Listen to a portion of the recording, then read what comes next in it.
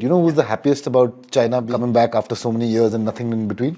I was polarized by the performance of one individual, Lewis Hamilton. Nico Hulkenberg.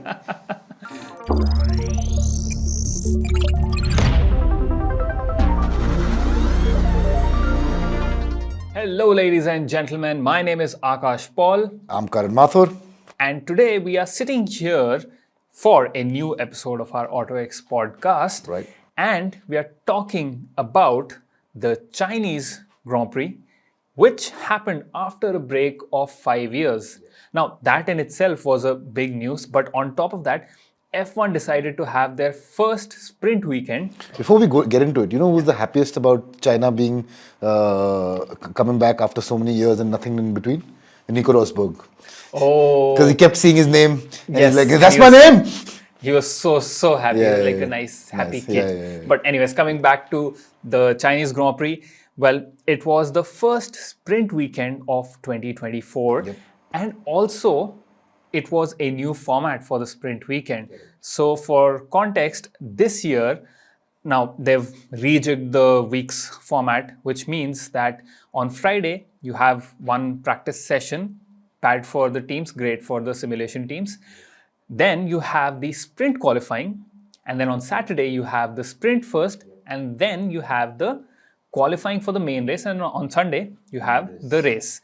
Now, first of all, Karan, I would like to ask you, what did you think of the new sprint format for this weekend? And then also, how effective do you think it was in practice?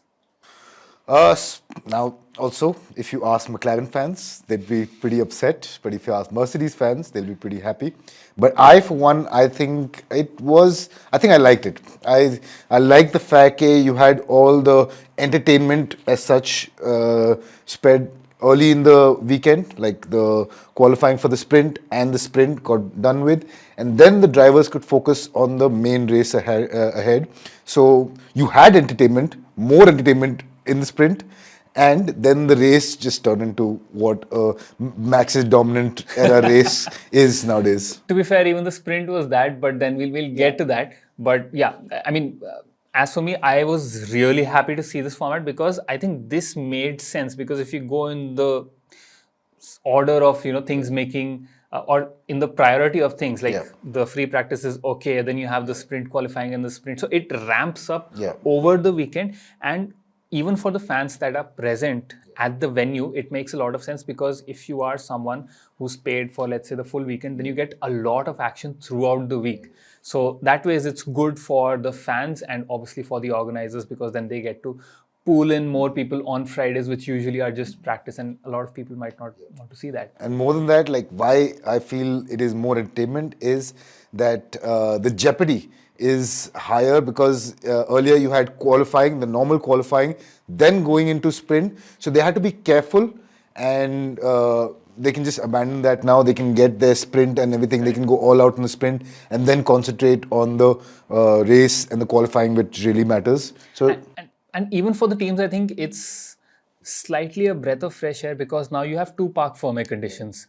So basically, for the people that do not know, once you go in for a qualifying, your settings are more or less locked, and you can make slight tweaks to your brake balance, to your wings and things like that, but you can't make like overall massive setup changes. So if you have got the setup wrong, then that's what you're locked in with. Now, on a sprint weekend, because you only have one free practice, earlier you used to have just one setting, and that's that for your sprint and for your race. But now you have two. So after the sprint is over, for qualifying, you can change your car again, and then maybe you learn something from the sprint and then apply it. And that's what I think happened for a lot of people.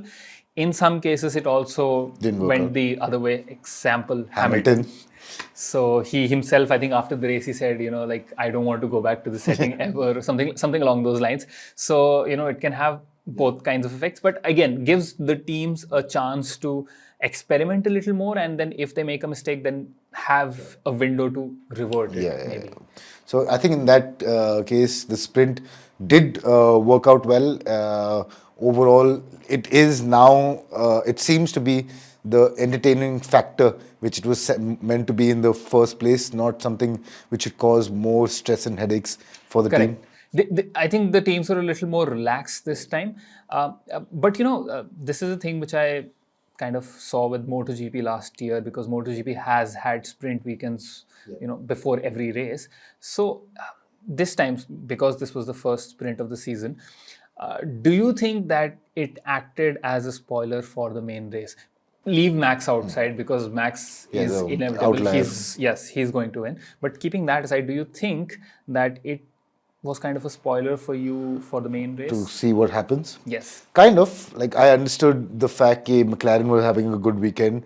Mercedes surprised in the weekend, but Russell was pretty much predictable.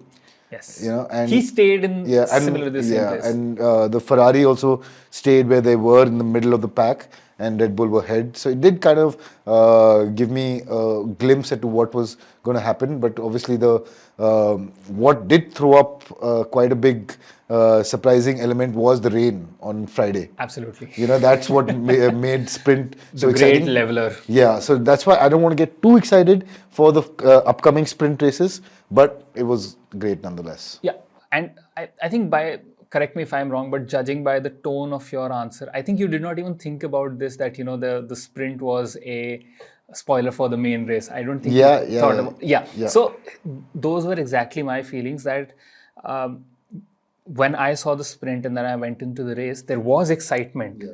But now that both events are done and I saw the final result sheets, the standings were pretty much similar, except for one or two things. Alonso, of course, had to retire in the sprint, and then Lando had that bad launch and everything. But apart from that, the Ferraris kind of stayed in the similar position. The Red Bull was first and third in sprint as well as the race. So I think that is slightly a positive sign that, yes, what the end result is, but because the action is so good at the start or somewhere in the middle, that there is a possibility that you hold on to that hopium that maybe something will be different, maybe Max won't win. Yes, to a certain degree. So that I think But I still feel like the drivers was being a bit cautious as compared to what they were when the sprints first started. Remember how much of chaos used to happen in the. It was a mad dash. It was a mad dash. Now they've understood the cost cap era and where you end up today, and like availability of parts and everything. Yes, they've taken a more measured approach for the sprint. And even in terms of tires, I think it was only George Russell who started on softs in the sprint. Yeah. Yes. And that turned out to be good data, I think, for Mercedes, that they knew that the soft tire, even though this was a track that was not kind on tires, I think Albon was not very happy with the tire performance. So gave them good data, but otherwise it was a very measured approach. Everyone on basically the same tire compound, and even in the race, and that was partially due to the safety car as well. I think that we had multiple safety cars, so everyone, even though they had different strategies at the start, and I thought it was going to be like the last race wherein you had all these, not one stop, but like all these offset strategies playing coming to play. Yes, but then because of the safety car, it all bunched up together towards the end, which was slightly boring. I mean, I didn't like it. Like, one of my favorite drivers lost out on it. Who do you think it was? Perez. Oh. Yeah. I thought my boy was coming. No, I mean, like, Bottas lost out in two. Perez was coming second, but then track advantage went to Charles Leclerc and Lando Norris, which he couldn't get back. But at least there was. But I think, being a Perez fan, you might still be very happy with how the weekend turned out, because Perez was consistently P3 and is still P2 in the standing with a decent gap to Leclerc. So I think his seat for next year is kind of safe for now. But someone whose seat is not so safe and who's not been having a great year so far, and this weekend again was the same. Don't say it. Was Daniel Ricciardo. My God. Okay, I you know what? I'll. Personality should give you at least 5 more points. Yes, but this week was not his fault. Like the collision with Lance. He was yeeted. He's yeeted by Lance Stroll. He was not going to get points, but he was at least ahead of Tsunoda, which is what he had to do at least. Yeah, the hopium was dashed right there. But I saw the post-race interview that Ricardo gave, wherein he heard that, He I called think him an Lance, idiot. yeah, Lance kind of called him an idiot and Yeah, all, yeah. and he was like, I am Yeah, pissed yeah. now. Yeah. And it was quite refreshing to see a angry, Scorned Daniel Ricciardo. Ricciardo. But what did you think of that collision, first of all?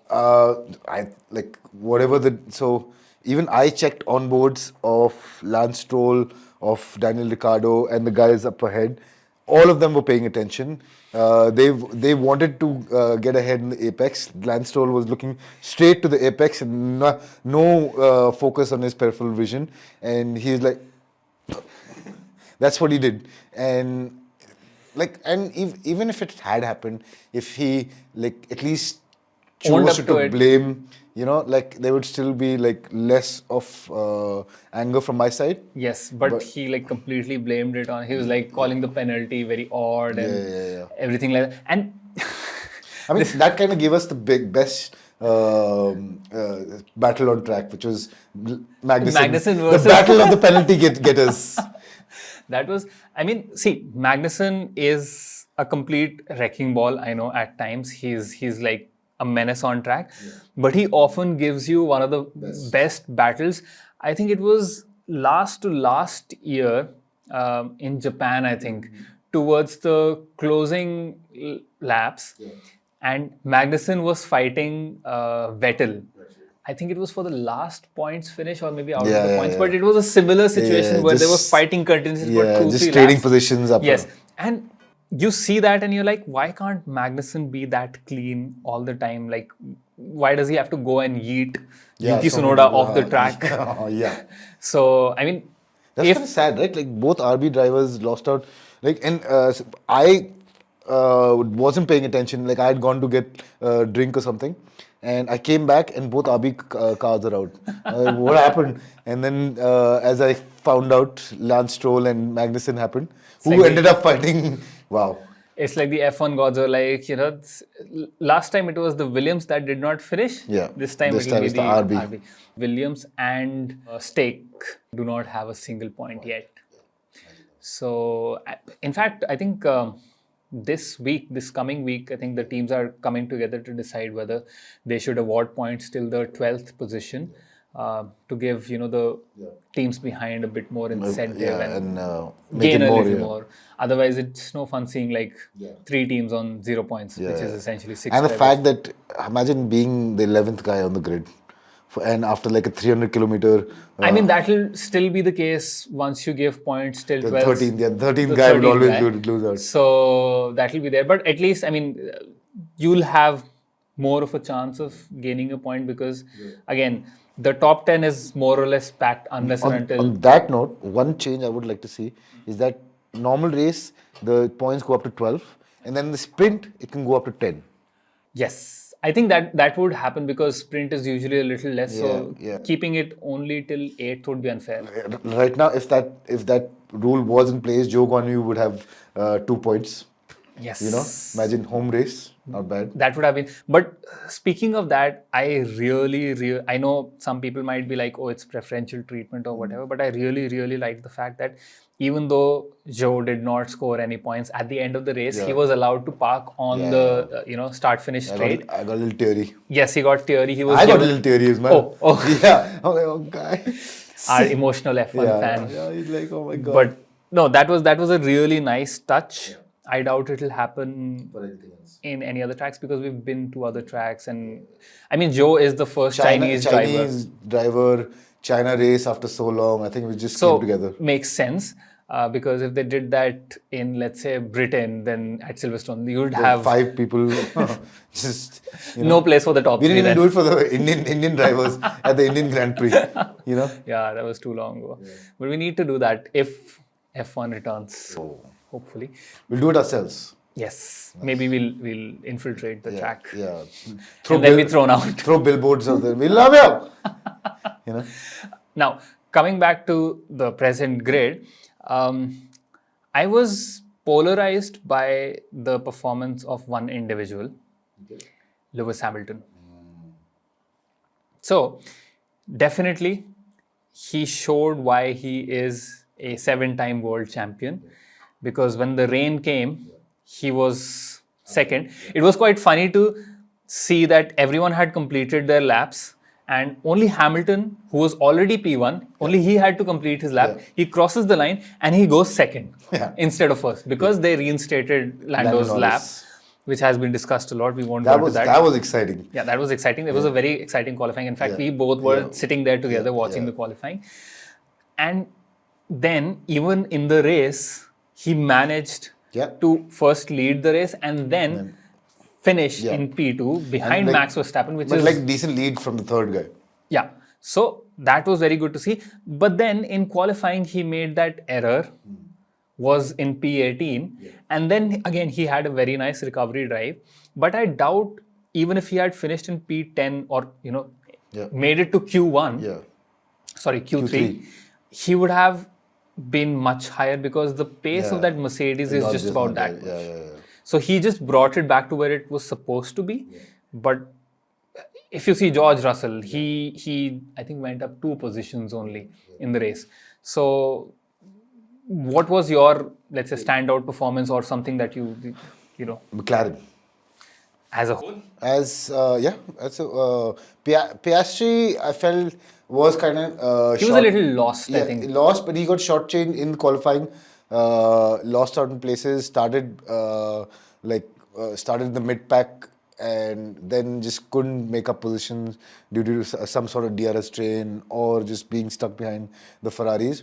McLaren Lando got ahead, stayed ahead, and the thing is that he kept that delta over Perez. Yes. For the longest time, he kept. Which was great. Yeah. I mean, in a McLaren, and let us not forget that last year in the first half, McLaren was No the way. shocker. No like way. doing 18 and 17 and things like that. Basically, the Alpine of Today.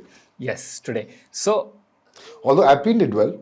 Alpine did well. It was their, I think, best finish of this Yeah, season, if yeah, I'm not wrong. yeah. I think Ocon was I 11. don't even know if it was, but it looked like it. Ocon was, I think, 11. So that is Probably the best. the best that they've performed this year.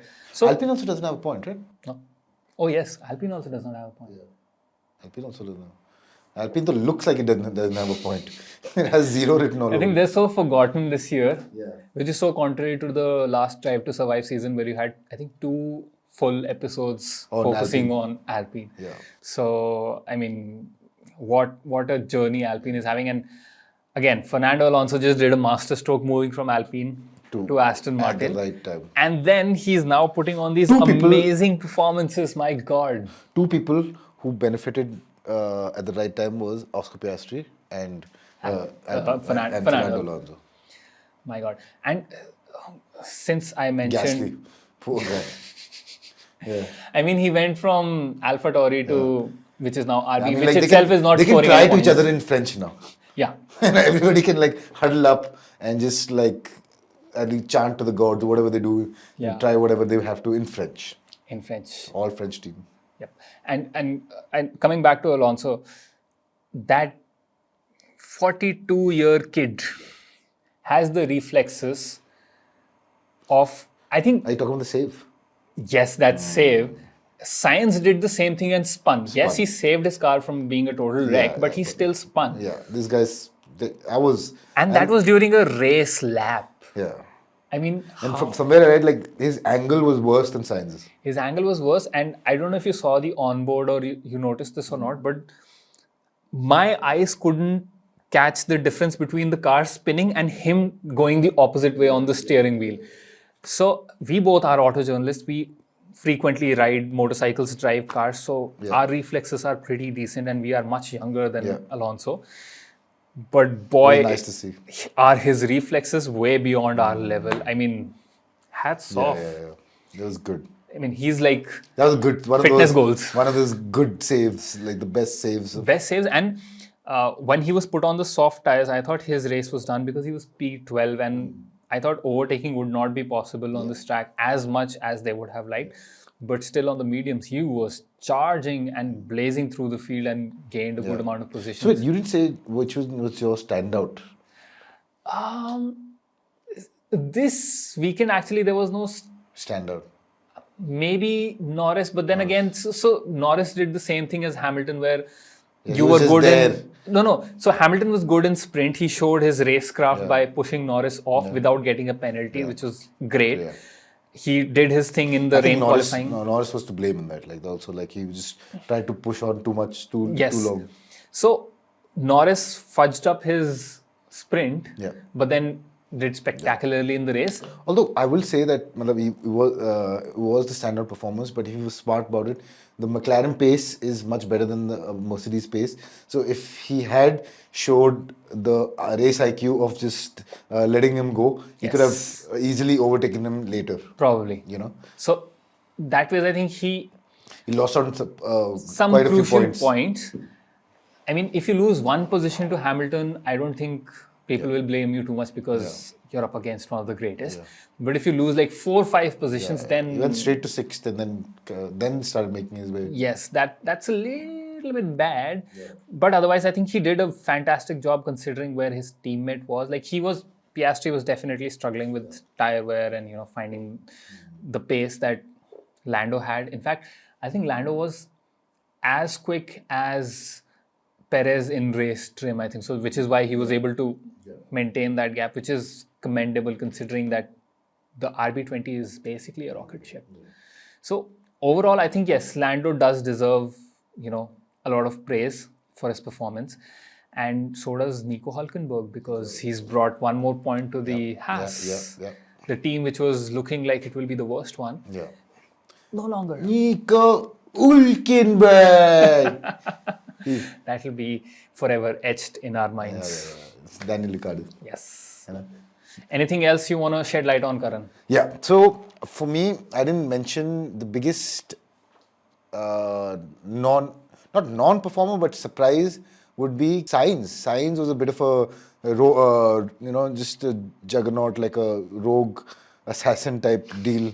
Like he went after Leclerc in the sprint, and then he wasn't anywhere in the race either. Yeah, he was much further back, but then his strategy was also a little compromised again because of the safety car that he was on the old hards.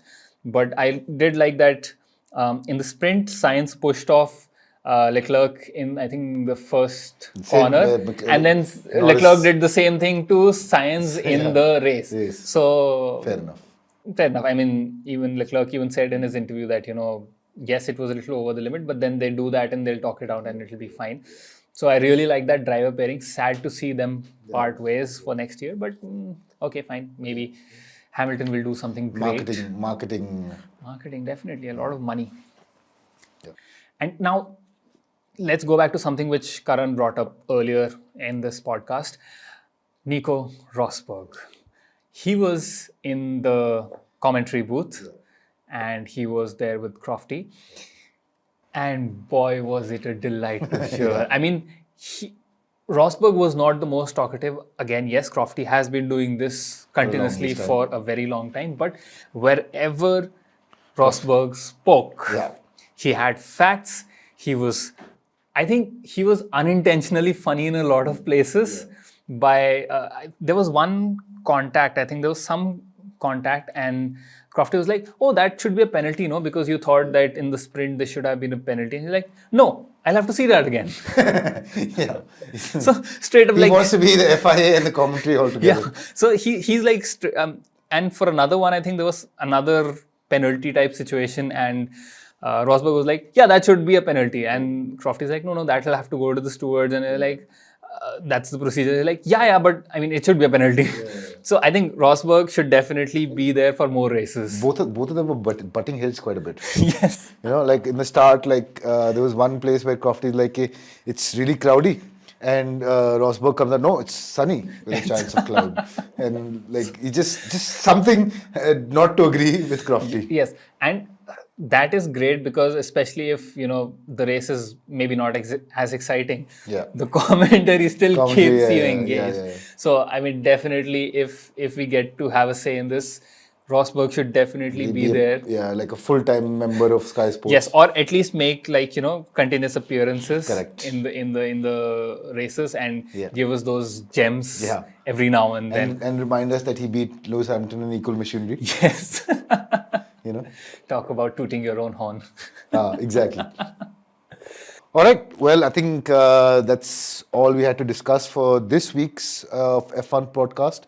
And next, now we come to Miami. And that one's, I don't know what to expect. Same. I mean, One race we've had go really well, one we've had like a possession. So it's been a on and off journey. I'll tell you for what will Miami. happen for sure. Yeah. Max Verstappen will win. Yeah. Oh, now I have to hold you to that. What if he doesn't? I think I'll be happy. Let's try to manifest him, not like so.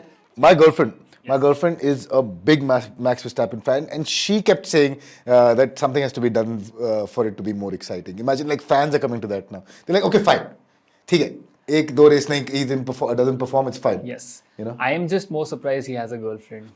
Yeah, it's true. Ladies. So, yeah, that was all for this time. If you liked our conversation, as always, make sure that you like this audio or video, depending on where you are watching or listening to this. Comment if you have the option to do that. Let us know what were your thoughts about the Chinese Grand Prix and what your predictions are for the Miami Grand Prix.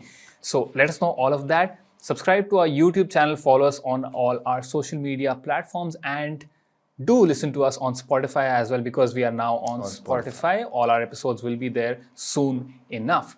This is Karan and Aakash signing off for now. We'll see you again in the next one. Bye. See you.